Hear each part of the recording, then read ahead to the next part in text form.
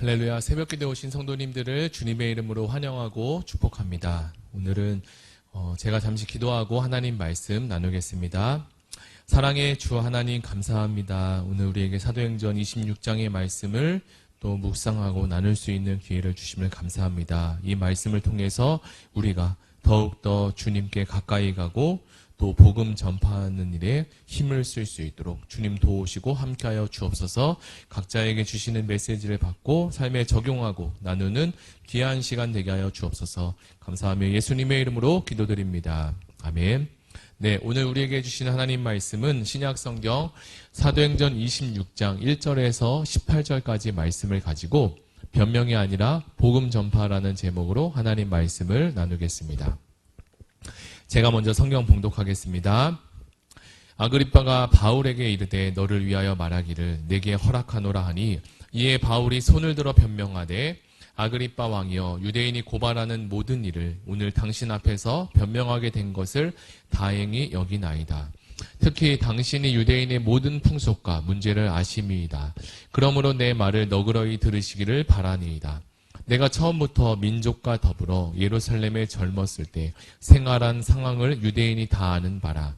일찍부터 나를 알았으니 그들이 증언하려 하면 내가 우리 종교의 가장 엄한 파를 따라 바리새인의 생활을 하였다고 할 것이라.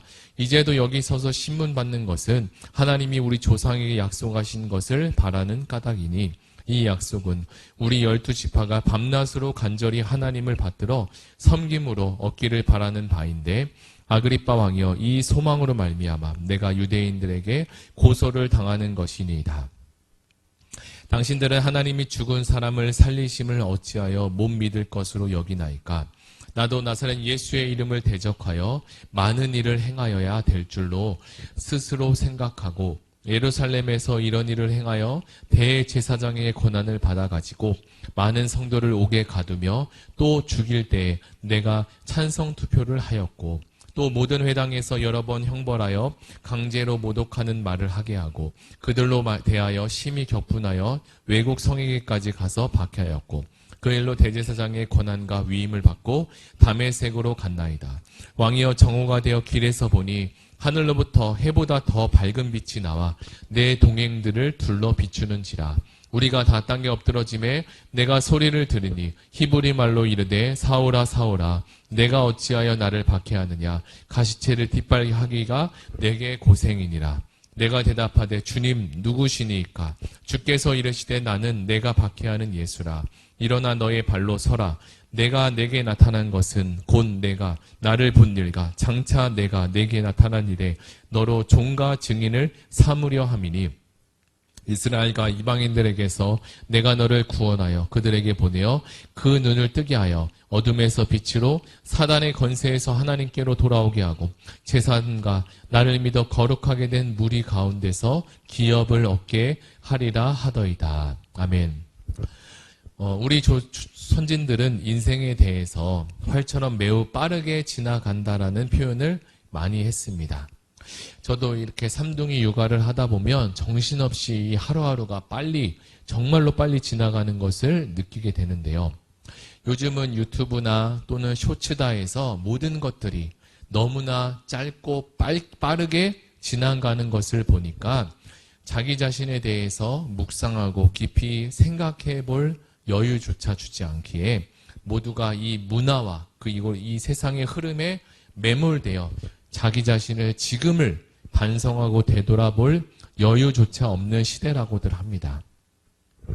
오늘 우리가 함께 읽은 이 사도행전 26장의 말씀은 사도 바울이 아그리빠 왕의 허락을 받고 자신을 이렇게 변증하는 이야기가 나오고 있습니다. 바울의 변증을 살펴보면 자신의 인생 전체를 되돌아보면서 자신이 어떻게 살아왔는지 큼직큼직하게 설명을 해주고 있는데요.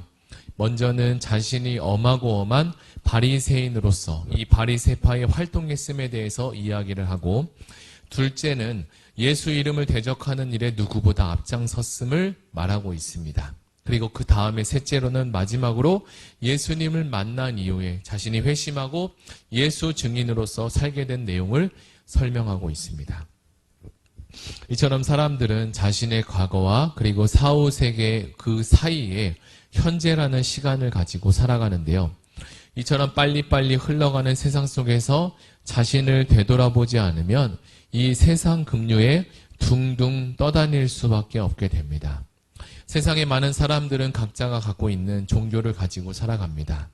종교가 주는 유익과 힘이 있다고 하여서 불교를 믿기도 하고 때로는 다른 신을 섬기기도 합니다. 그러나 예수님을 믿는 이 기독교는 죽음 이후의 세계와 그리고 우리가 태어나기 이전의 세계에서도 성경은 이야기해주고 있습니다.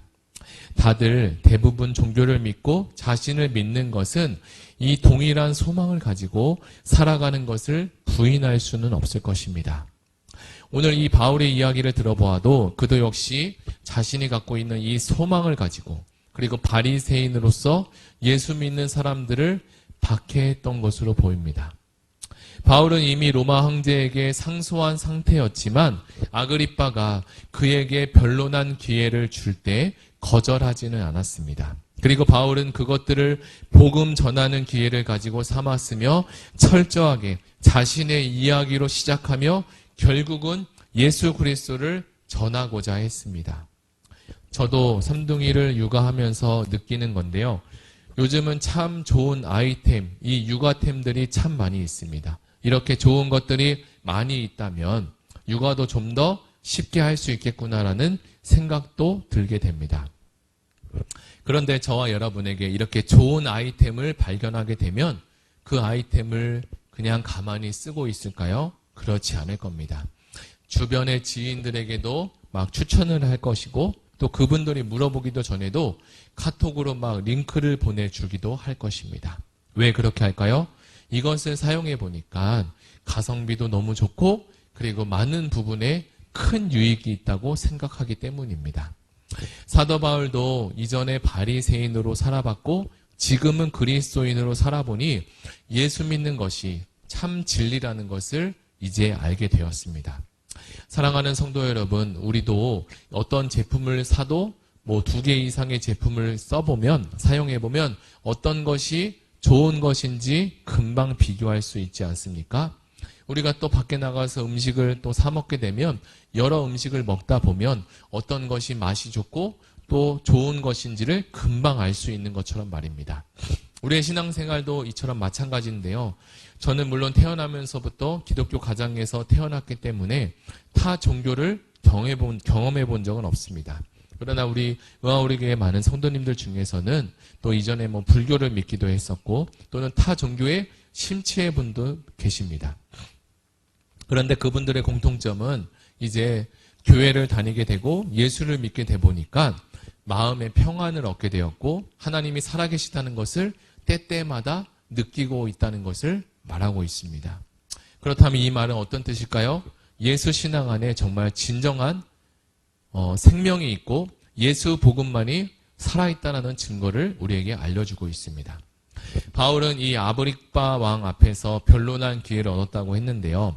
다시 말하면 그에게 복음 전할 기회가 생겼다는 겁니다. 아그리빠는 베스도와 달리 유대인의 종교와 문화를 잘 알고 있었고 그래서 바울의 변론을 들으면 어떤 점에서 유대인들이 바울과 이 갈등을 어떻게 해서 일으켰는지를 알게 될 것입니다. 그리고 바울은 이 구약 성경에서 약속된 그리스도에 관한 문제로 고소를 당했다고 말하는데요. 그리스도는 믿음의 조상들과 그리고 선지자들에게 이미 약속된 분입니다. 그래서 유대인들도 자신을 구원할 메시아를 여전히 기다리고 있었고 그런데 바울은 유대인이 기다리던 그리스도가 이 메시아가 바로 우리 앞에 놓여진 예수님이었다라고 이야기를 한 것입니다.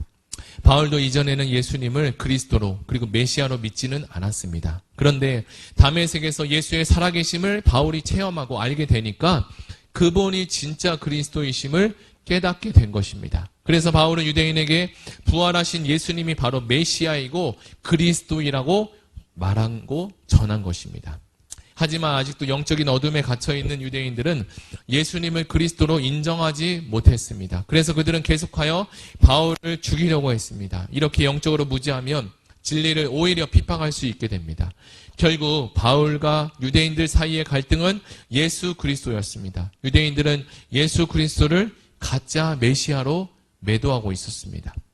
지금은 이 포스트 모더니즘 사회로 진짜가 가짜가 되기도 하고 가짜가 진짜가 되는 매우 혼란스러운 사회 속에 있습니다.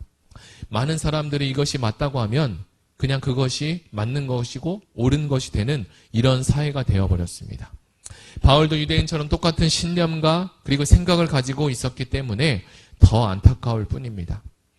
여기서 말하는 바울의 변론은 자신의 억울함을 호소하거나 또는 재판을 회피하기 위한 것이 아니었습니다. 그도 아그리빠 앞에서 자신의 안전을 구하지 않았고 오히려 오직 예수 그리스도를 전하고 있었습니다. 바울은 무엇을 하든지 어디에 있든지 예수가 그리스도이심을 계속적으로 전하였습니다. 우리도 영적 무지에 빠지게 되면 유대인들처럼 신앙생활을 할 수 있게 됩니다. 똑같은 현상과 똑같은 환경에 놓여 있을지라도 그것을 어떻게 해석하고 어떻게 바라보느냐에 따라서 바울이 될 수 있고 유대인이 될 수 있습니다. 잘못된 지식과 열심은 오히려 진리를 대적하는 일에 독이 될 수 있게 됩니다. 우리가 세상을 보는 안경과 그리고 신앙을 바라보는 안경을 잘 써야 됨을 우리는 다시 한번 생각해 보게 됩니다. 하나님은 예수 믿는 우리에게 이 허탄한 생각에 빠질 것을 염려하여 우리가 바라보는 것이 이 세상뿐이라면 모든 사람들 가운데 더욱 불쌍한 자라고까지 그렇게까지 성경에 기록해 두셨습니다. 이 말씀은 어떤 말씀입니까? 이 말씀은 그렇지 않다는 것을 우리에게 강력하게 변호해 주고 있는 말씀입니다. 그러므로 우리는 이 진리의 말씀을 믿고 마땅히 부활의 증인으로 살아갈 뿐입니다. 사랑하는 성도 여러분, 이 세상이 우리에게 전부가 아닌 것을 우리 모두가 다 알고 있지 않습니까? 이 땅은 잠시 왔다가 가는 아주 나그네 길과 같습니다. 안개와 같은 거죠. 잠시 보이다가 없어지는 안개라고 성경은 우리에게 인생에 대해서 이렇게 얘기하고 있습니다. 믿음의 선진들이 인생을 살아보니까 또 인생을 살아보고 지내보니까 어떻습니까? 예수 믿는 것이 이 세상에서 가장 가치 있는 일이라고 생각이 되어진 것입니다. 사랑하는 성도 여러분, 세상에서는 세상이라는 것은 이전에도 혼란스러웠고 그리고 이후에도 혼란스러운 일이 당연히 많이 있을 것이라고 생각합니다. 우리에게 주신 진리와 그리고 예수님을 붙드시고 그리고 좌우로 흔들리는 것이 아니라 언제나 예수 복음으로 승리하시는 의왕우리 교회 모든 성도님이 되시기를 예수님의 이름으로 축복합니다. 우리 다 같이 들은 말씀을 가지고 함께 기도하기로 합니다.